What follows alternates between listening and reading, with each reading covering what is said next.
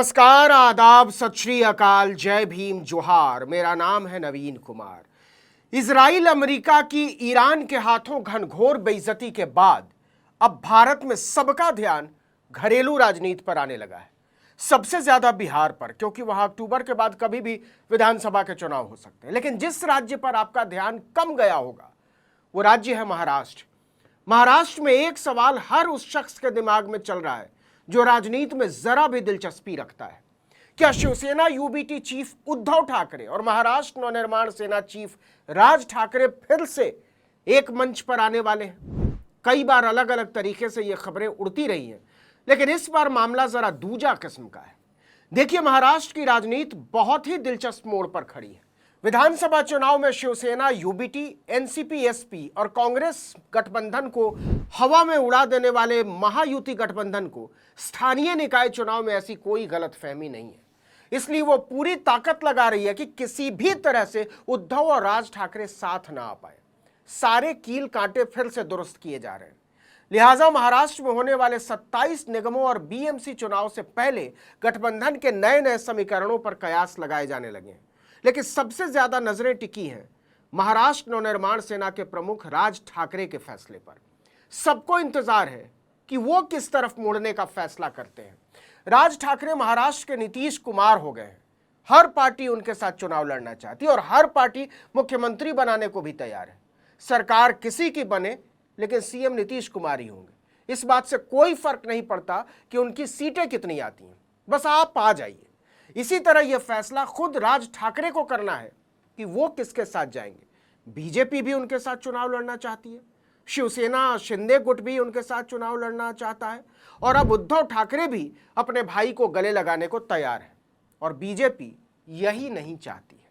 देखिए, अप्रैल में राज ठाकरे ने पहली बार ठाकरे परिवार के साथ आने का संकेत दिया था। उद्धव ठाकरे कई बार राज ठाकरे से सुलह और साथ चुनाव लड़ने की बात कर चुके हैं, मगर इसके बाद से छोटे भाई खामोश बैठे हुए हैं और इसके पीछे वजह बताई जा रही है सीएम देवेंद्र फडणवीस और राज ठाकरे की एक गुप्त मुलाकात।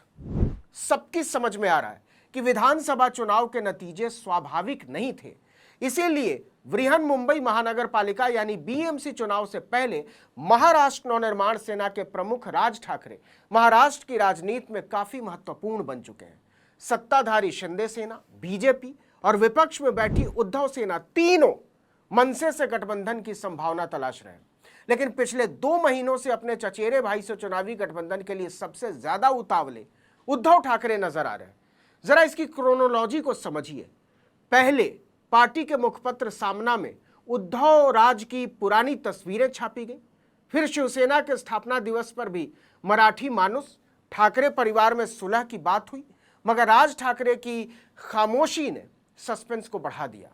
12 जून को मुख्यमंत्री देवेंद्र फडणवीस के साथ एक होटल में गुप्त मुलाकात के बाद उन्होंने उद्धव सेना के साथ गठबंधन पर एकदम चुप्पी साध ली। इस बीच उद्धव ठाकरे की ओर से उनके बेटे आदित्य ठाकरे और राज्यसभा सांसद संजय राउत ने भी राज ठाकरे के साथ गठबंधन की वकालत की।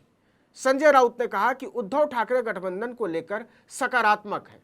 आदित्य ठाकरे ने तो मई के महीने में कई बार बोल दिया कि महाराष्ट्र विरोधी बीजेपी का विरोध करने वाले सभी लोगों का स्वागत है। 6 जून को उद्धव ठाकरे ने कहा कि गठबंधन को लेकर सकारात्मक बातचीत चल रही है। उन्होंने कहा कि महाराष्ट्र की जनता जो चाहती है वो होगा। इसके बाद पार्टी के मुखपत्र सामना में भी पहले पन्ने पर दोनों भाइयों की एक पुरानी तस्वीर बड़ी सी छापी गई। ऐसा 20 सालों में पहली बार हुआ था। मुंबई, ठाणे और राज्य के दूसरे हिस्सों में उद्धव राज के पोस्टर लगाए गए। ऐसा करके इस हवा को तूफान में बदला गया कि उद्धव और राज एक साथ आ रहे हैं। लेकिन जब राज ठाकरे ने मुख्यमंत्री देवेंद्र फडणवीस से मुलाकात करके नई अटकलों को हवा दे दी तो उद्धव बीजेपी को लेकर तिलमिला गए। शिवसेना स्थापना दिवस पर उन्होंने बीजेपी पर आरोप लगाया कि वो दोनों भाइयों को फिर से मिलने से रोकना चाहती है।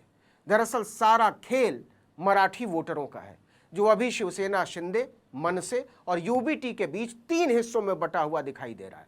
विधानसभा चुनाव में हार के बाद उद्धव ठाकरे किसी भी कीमत पर मराठी वोटों का बंटवारा नहीं चाहते हैं। अगर वोट बटा तो इसका सीधा फायदा बीजेपी को होना तय है। बीएमसी पिछले 3 दशकों से शिवसेना का गढ़ रहा है। एक्सपर्ट मानते हैं कि अगर ठाकरे परिवार एक हो जाता है तो मुंबई, ठाणे, नासिक और पुणे समेत 10 बड़े शहरों में इसका असर दिखेगा। ये बात सच है कि विधानसभा चुनाव में राज ठाकरे एक बार को छोड़कर अभी तक कोई ताकत नहीं दिखा पाए, लेकिन इससे भी इनकार नहीं किया जा सकता कि खासकर मराठियों में उनकी लोकप्रियता अपार है। राज ठाकरे भी इन वोटों की अहमियत को जानते हैं, लेकिन वो एक चतुर राजनेता है, इसलिए वो खुद तो खामोश है, लेकिन उनकी पार्टी के नेता संदीप देशपांडे लगातार बयान दे रहे हैं। उन्होंने हाल ही में कहा कि उद्धव ठाकरे की ओर से गठबंधन का औपचारिक प्रस्ताव नहीं आया है और जब आएगा तो इस पर हम लोग सोचेंगे। उन्होंने यूबीटी नेतृत्व को याद दिलाया कि पहले मनसे ने ही गठबंधन की पहल की थी, लेकिन उसे बदले में धोखा मिला, इसलिए अब बदली हुई परिस्थितियों में नए सिरे से विचार किया जाएगा। संदीप पांडे ने यह भी कहा कि उद्धव ठाकरे पहले बाल ठाकरे की तस्वीर के इस्तेमाल पर आपत्ति जता चुके हैं। यह बात नागवार गुजरने वाली थी और हम इसे भूले नहीं हैं। मनसे नेताओं का मानना है कि अगर उद्धव ठाकरे से गठबंधन हुआ तो उन्हें जूनियर पार्टनर माना जाएगा। इसका असर पार्टी के भविष्य पर भी पड़ सकता है। साथ आने का फायदा तो शिवसेना को तत्काल मिल जाएगा, मगर राज ठाकरे की हैसियत मुंबई की राजनीति में छोटे भाई की हो जाएगी और यह पार्टी के भविष्य के लिए उतना ठीक नहीं। लेकिन जो बात उड़ती रही है वो ये कि शिवसेना और मनसे का विलय हो सकता है, उसका क्या? तो इसका जवाब है इसका कुछ नहीं है। इस बात में फिलहाल दूर दूर तक कोई दम नहीं है। देखना होगा कि चुनाव करीब आते आते किस करवट बैठता है। लेकिन एक बात तय है कि राज ठाकरे महाराष्ट्र के स्थानीय निकाय चुनाव में सबसे बड़ा फैक्टर हो गए हैं। वो जिसके साथ भी जाएंगे उसका फायदा तय है। यह भी देखना होगा कि राज ठाकरे किसका फायदा करना चाहते हैं, भाई का या भाई के दुश्मनों का। बीजेपी को इसी बात की चिंता सबसे ज्यादा है कि राज ठाकरे का रास्ता क्या होता है। वो कभी नहीं चाहेगी कि राज ठाकरे की ताकत से उद्धव मजबूत हो या उद्धव की ताकत से खुद राज ठाकरे। इसी पर महाराष्ट्र की नई राजनीति की दिशा तय होगी और इसी से तय होगा राज ठाकरे का राजनीतिक भविष्य। इस वीडियो में इतना ही, लेकिन अगर आपने आर्टिकल 19 इंडिया को अब तक सब्सक्राइब नहीं किया तो फौरन कर दीजिए। बेल आइकॉन दबाइए, घंटी जैसी आकृति लाइक कीजिए और कमेंट करके बताइए हमारा वीडियो आपको कैसा लगा। हमारा ट्विटर हैंडल है article19_India और मेरा ट्विटर हैंडल है नवीन जर्नलिस्ट। नमस्कार।